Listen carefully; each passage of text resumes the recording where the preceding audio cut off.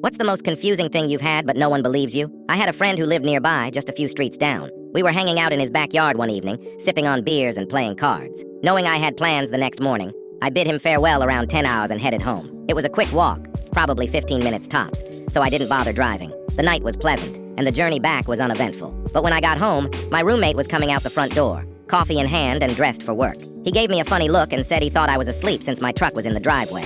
I told him where I'd been and asked why he was going into work at night. That's when he kind of laughed and asked if I was drunk. We stared at each other for a minute, and then he told me it was just after 5 in the morning, and he was going in just like he usually did. In my entire life, I'd never felt more confused than I did in that moment. I could tell he was dead serious, but I knew I had just left my friend's house. I glanced at my phone, and lo and behold, it was already 5-something in the morning. My roommate had already headed off to work. Feeling restless, I wandered aimlessly around the living room for a while before deciding to give my friend a call. He answered with a sleepy voice and verified that I had indeed left his house at 10 the night before.